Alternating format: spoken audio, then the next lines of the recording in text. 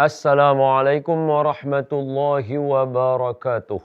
Alhamdulillah wassalatu wassalamu ala Rasulillah wa ba'd.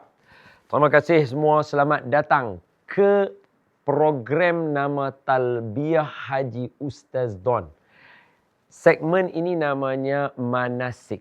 So segmen ini adalah pecahan daripada the whole program yang bersiaran selama 3 jam. Jom kita mula majlis hari ini dengan baca surah Al-Fatihah. Al-Fatihah. A'udzu billahi minasyaitonir rajim. Bismillahirrahmanirrahim. Alhamdulillahi rabbil alamin. Ar-Rahmanir-Rahim. Maliki yaumiddin. إياك نعبد وإياك نستعين اهدنا الصراط المستقيم صراط الذين أنعمت عليهم غير المغضوب عليهم ولا الضالين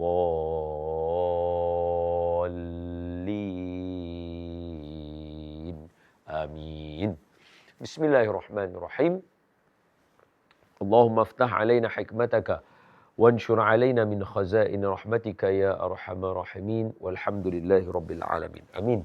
Ya Rabbal Alamin. Baik. Jom, hari ini kita nak mukaddimahkan dengan tajuk kita ialah doa. Tu, sempoi. Mari kita ambil, kita tulis. Tuan-tuan semua tengok, kita bincang tajuk dia. Alright, okey. Doa. Aywah. Ataupun dia punya ni, doa. Aywah, hakadha. Apakah nombor satu? Hubungan dengan haji. Biggest question mark. Sebab apa? Sebab asal orang pergi haji ya, boleh kirim doa ke? Awak masa saya pergi supermarket tak ada siapa kirim doa. Awak masa saya pergi Korea tak ada kirim doa. Sedangkan musafir, belum tentu kita pergi tempat. Maksud okey, kenapa saya pergi Mesir tak kata kirim doa? Kenapa pergi Jordan, kawan-kawan kita yang pergi Palestin, tak ada siapa kirim doa? Kenapa haji umrah ada kiriman doa? Apa hubung kait dia dengan haji dan umrah? Kita tambah sikit sini, umrah. Very important. Yang kedua, tempat. Sebab apa? Sebab semua yang tengok program kita ni, semua maklum. Firman Allah, Udu'uni astajib lakum. Kamu doa, saya perkenankan doa. Kata Allah Subhanahu Wa Taala. Habis kalau Allah perkenan doa, habis kita duduk semayang dekat Malaysia, mestilah kabul. Kita semayang di India, mesti kabul juga. Lepas kita semayang kita doa di mana? Kita buat tahlil di London, kabul juga. Habis mesti ada tempat-tempat dahsyat di sini yang ada kaitan dengan doa. Dan yang ketiga, last but not least, jenis-jenis doa. Doa apa yang kita nak baca? Boleh dapat? So very easy. Mari kita tengok satu persatu. Baik. Allahumma salli ala Sayyidina Muhammad wa ala ali Sayyidina Muhammad. Doa adalah ibadah yang mana ada sebahagian individu yang Allah bagi keistimewaan kepada beliau, yang mana setiap kali beliau menadahkan tangan, Allah pasti akan kabulkan doanya. Antara individu yang kita boleh ambil manfaat daripada orang seperti ini, kalau yang dalam ulama-ulama yang taklah terlalu jauh dengan kita, yang sampai beribu-ribu tahun, takat beratus tahun sikit saja, adalah Syekh Mansur, yang disebutkan kisah beliau oleh Syekh Zakaria Kandahlawi di dalam kitab beliau, iaitu Fadilat Sadaqah. Ini antara. Begitu juga dengan ulama-ulama mu'tabar seperti Al-Imam Nawawi rahimahullahu ta'ala, Al-Imam Syafi'i rahimahullahu ta'ala, Imam Ahmad bin Hanbal, dan juga Imam Malik serta Imam Abul Hasan Ash'ari. semua mereka-mereka ini antara orang yang dikabulkan, mustajabkan doa mereka. So apa hubungan apa yang saya cerita tak tu? Bila sebut individu, sehinggalah yang masyhur iaitu kita panggil apa? Ketua para tabi'in, Sayyidut Tabi'in, iaitu Sayyidina Uwais Al-Qarni. Yang semua masyhur, ibu bapa yang nak anak-anak soleh akan menamakan anak mereka dengan nama Uwais. Sebab apa? Doanya jika dia tadah tangan, mustajab. Okey. Ada setengah orang, itu susunan yang Allah Ta'ala beri kepada dia. Paling simple, nak tengok dekat kita, ialah mak bapak kita dan orang-orang yang soleh tua dalam keluarga kita. Contoh, anak kita demam. Contoh, kita doa tak mujarab-mujarab. Kita pergi jumpa dengan Tok Wan, dia kata, doa sikit, tiup layak bagi minum. Tiup. Baik dia. Seolah-olah ada setengah orang yang Allah pilih benda macam tu. Baik. Begitu juga dengan individu yang Allah sebut sebagai tetamu Allah. Daripada hadis Nabi Muhammad sallallahu alaihi wasallam, memang tertera perkataan Nabi kata, siapa-siapa yang diundang menjadi tetamu Allah, antara kelebihan orang itu ialah Allah kata kepada dia, hai hamba-Ku. Tu, panggilan paling mulia, hamba. Sebab walaupun kategori dia rendah, tapi itulah kedudukan paling tinggi di sisi Allah. Allah kata apa? Hai hamba-Ku, apa hajat yang kamu nak, kamu bagi tahu, aku tunaikan hajat kamu. Tu dia. Jadi bila mereka yang tersenarai sebagai tetamu Allah ini adalah termasuk dalam kategori orang yang dia tadah tangan, doa dia mustajab. Inilah kenapa doa menjadi salah satu intipati. Apa maksud intipati? Benda, perkara yang ada dalam ibadah haji daripada mula sampai habis haji. Daripada awal umrah sampai habis umrah adalah doa. Contoh, hari Arafah, hari Tarwiyah dimulakan dengan berfikir apa doa yang kita nak baca esok. Hari Arafah daripada pagi sampai ke malam doa. Melontak jamrah, doa. Ketika bermabit, doa. Ketika berada di Muzdalifah, doa. Ketika berada di Mina, doa. Ketika berjalan, doa. Ketika tawaf, doa. Ketika sa'i, doa. Ketika melontak, doa. Ketika memakai ihram, doa. Ketika duduk saja, doa. Tu, semua intipati dia adalah doa. Tu.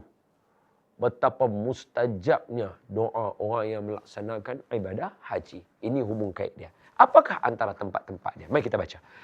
Masjidil Haram dianggap sebagai salah satu tempat yang paling agung dan suci dalam Islam.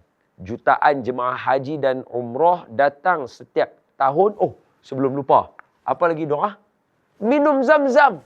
Doa. Al-ma'u zam-zam lima syuribalah. Minum zam-zam ikut niat kita. Apa saja kita niat, kita hajat, kita doa, pasti akan kabul.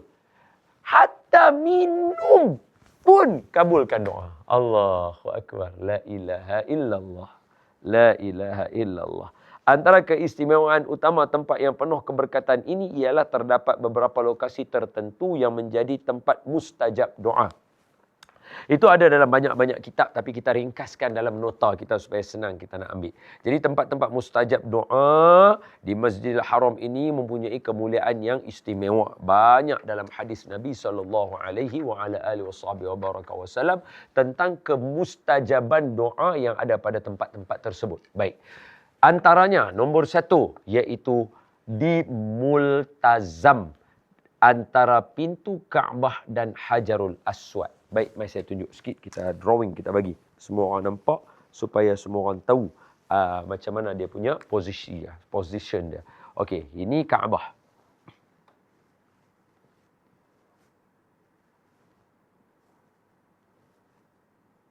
Boleh? Okey. So, ini ada tulisan. So, ini adalah Hajarul Aswad. Ini penjuru Hajarul Aswad. Okey.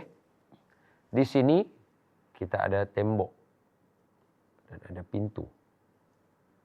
Ini ke lambu Kaabah. Okey. So, ini pintu Kaabah. Okey. Kawasannya yang pertama tadi adalah multazam. Apa nama dia? Multazam. Hak ni, setakat ni, siapa saja menadah tangan, duduk, menempelkan diri dia di sini, mustajab doa. Mana tempat dia? Ini. Nombor 1. Sini.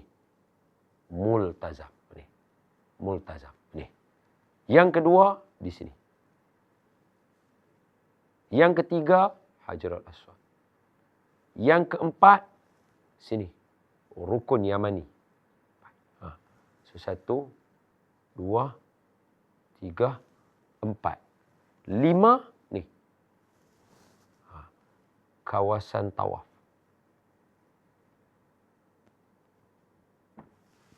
Hari ini kita membincangkan tentang doa. Kerana di dalam ibadah haji tidak pernah terputus daripada doa. Sehingga kan tawaran-tawaran Allah Subhanahu wa taala ialah dalam bentuk kemustajaban doa. Tu. Tawaran dia, kita kata tawaran. Tawaran Allah kepada Hujjaj dan Umar. Hujjaj, orang buat haji, Umar, orang buat umrah, ialah kemustajaban doa. Kemustajaban doa. Ya. Kebanyakannya akan merasai nikmatnya hatta kepada lintasan hati. Contoh, duduk saja-saja, macam mana rupa orang Itali. Saya lagi tengok orang Islam Itali mai. Sampai tahap macam tu. Punyalah kabul doa itu wujud di sana. Baik, ini antara kawasan yang berada. Untuk pengetahuan semua, ini rukun Yaman, ini rukun Hajarul Aswad, ini rukun Yamani. Maknanya ini mestilah rukun Iraqi, yang belah sana adalah rukun Syami. Di semua rukun-rukun ini juga adalah mustajab doa. Di antara rukun Iraqi sini dengan yang sebelah sana, belakang dia. Kalau kita lukis dia punya petak segi tu, dia ada satu belakang ni. Dia ada satu kat sini. Tiang ni, antara dua ni, di atas ni ada pancur emas. Belakang, belah sana. So, pancur emas berada di kawasan Hijr. Itu juga kawasan mustajab doa. Adapun di kawasan depan sini, ada satu lagi bangunan dia, iaitu kat sini. Kita ada satu bentuk kat sini. Apa nama tempat ni? Maqam Ibrahim juga adalah kawasan yang mustajab doa. Dalam Masjidil Haram, sebab Allah kata inna awwala baitin wudi'a lin-nasi lalladzi bi Bakkata mubarakah. Mekah itu juga orang kata seluas-luas Mekah tu mustajab doa. Tu dia. Sebab ketika proses haji, mari kita duduk contoh. Ketika proses haji, tak semua orang larat berulang-alik ke Masjidil Haram setiap hari. Selama 40 hari. Itu kalau anda, kalau tuan-tuan buat macam tu, itu wali Allah. Tuan-tuan wali. Apatah lagi musim panas. Sekarang, last 2 years, darjah Celsius dia 55 darjah Celsius. Last 2 years. Last year saya 50 darjah Celsius. Nak berulang masjid untuk orang-orang tua-tua. Come on. Real. Tak boleh. Orang tua-tua hanya boleh turun untuk Maghrib Isyak. Habis tu mereka duduk kat hotel macam mana? Still, hotel mereka dalam tanah haram, sekiranya bilik mereka itu mereka hidupkan dengan suasana yang baik, mustajab doa. Surau-surau di bangunan-bangunan tabung haji dan hotel-hotel lain yang milik kepada travel-travel lain lah. Ya, kita duduk contoh ni Malaysia je lah. Kalau hak negara lain pun mereka buat juga. Pun mustajab doa. Sehingga tahap macam tu. Dahsyat. Dahsyat. Di dalam Kaabah Al-Musharrafah, ini dalam kitab, maksudnya dalam Kaabah, tapi yalah bila kita nak masuk Kaabah. Tapi ada satu bahagian tadi Hijr Ismail. Masuk dalam tu dah. Di bawah mizab, tadi saya dah sebut dah, pancok emas di maqam Ibrahim. Allah sendiri sebut dalam Al-Quran, wattakhidhu min maqami Ibrahim musalla. Jadikan tempat Ibrahim itu tempat sembahyang. So kalau Allah suruh sembahyang situ, mustahil lepas sembahyang tak berdoa. Itu juga yang kita sebut tadi tempat mustajab doa. Banyak sebenarnya tempat-tempat mustajab doa. Yang kita boleh senarai tadi sajalah. Jadi minta ampun, minta maaf. Terus setia bersama kami dalam talbiyah haji. Dengar mustajab-mustajab doa yang lain lagi. Dan terus setia bersama kami dalam manasik juga untuk esok hari. Wallahualam.